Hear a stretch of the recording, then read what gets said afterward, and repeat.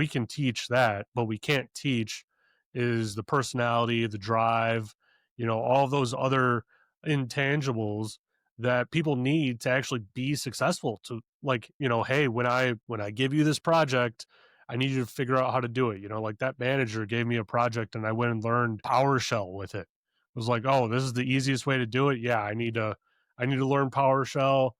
Spent a couple weeks doing it, right? Like, but I still figured it out. And that's not what a lot of people would do. They wouldn't learn a whole like scripting language just to achieve some, fairly low level project, right? But yeah, I don't know where I was going with that, but I feel like it would have been really beneficial to meet you early on. I feel like you've just given me a light bulb moment for the first time concerning this, because I don't get a lot of that.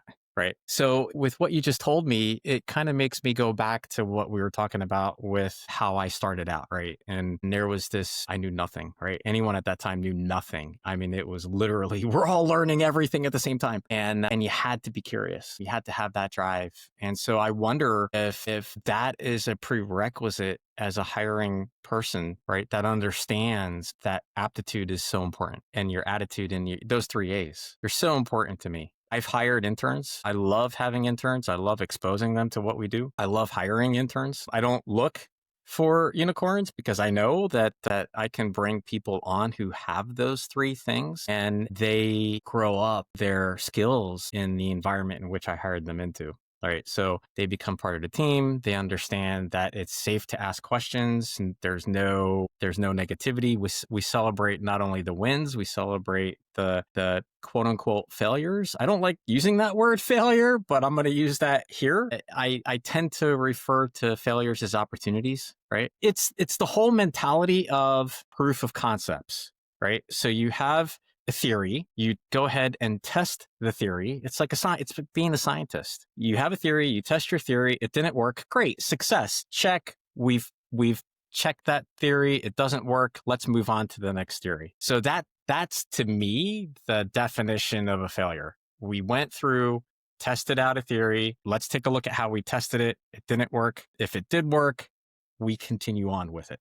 Right. So I do believe in giving anybody and everybody opportunity so long as they have the attitude, the aptitude, and the approach. If their approach is they're going to interrupt people, right? If their approach is they don't like to repeat themselves. I like to hire people and have a team where it's okay to ask questions. It's okay to repeat yourself, right? Because we have very diverse teams. Sometimes not everyone speaks the same language. And even when someone speaks the same language, they interpret it differently, right? What you intend to say might not land the way that it was intended. So it's important to be in an environment where you can go ahead and repeat yourself, where you can rephrase something so that everyone has an understanding and you drive alignment and calibration, and that allows a team to be able to drive towards its goals. Yeah, I mean, what you're describing there is like people skills.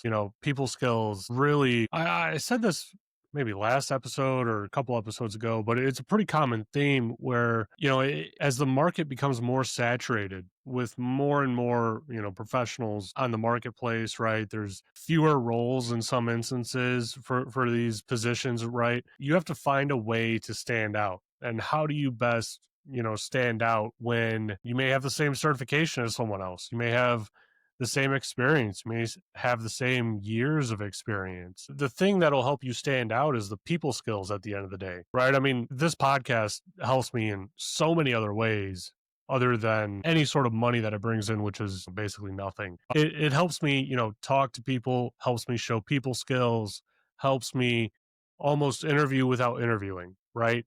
Which is hugely beneficial, and it is something that I never ever expected when I started. Like it's just like an added benefit. I just wanted to talk to cool people about interesting things, and that was it, right? People skills are probably like the easiest way to set yourself apart, because I would rather take someone that knows less or knows very little on a topic, let's say vulnerability management, that can talk really well, that can go and then interact with the dev team or the engineering team or the infrastructure team and say like, hey, can we just get this done?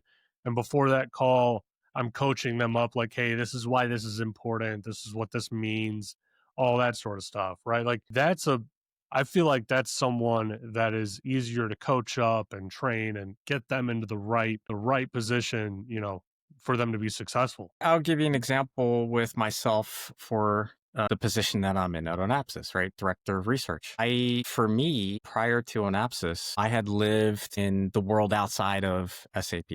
Right. So I had lived in threat intelligence, counterintelligence, doing security operations, doing engineering for threat intelligence, putting out as a product. So when I saw this position a couple of years ago, it captured my eye. I'm looking at the job description, I'm looking at the details. It's this vulnerability research with SAP, this is fascinating. Up until then, I had used SAP as a consumer within a business, right? And so before I had spoken to anybody, I had put my researcher hat on, my curiosity hat on, which is pretty much who I am, and I just started to take a look at Onapsis. Okay, let's see what the Onapsis Research Labs is about. Let's see what these vulnerabilities are. Let's see what the threat reports are. So I started to take a look and analyze and learn and educate myself. And then I started talking to the recruiter, and then I started talking to the chief product officer and the chief technology officer, and I'm asking them all those questions. One of the feedbacks that I got from the head recruiter at the time was that I was one of the few, if not the only, that took the time to actually research, right? So social skills,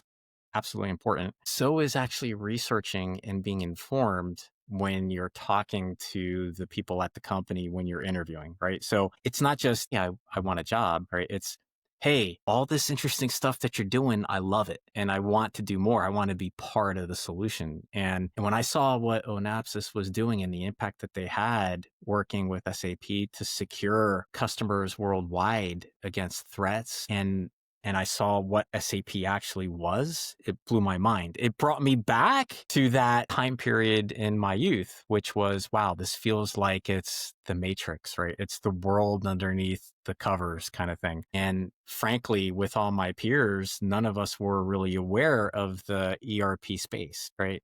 It's something that for SAP, it's something like the basis team took care of. And that was also part of what worked for me.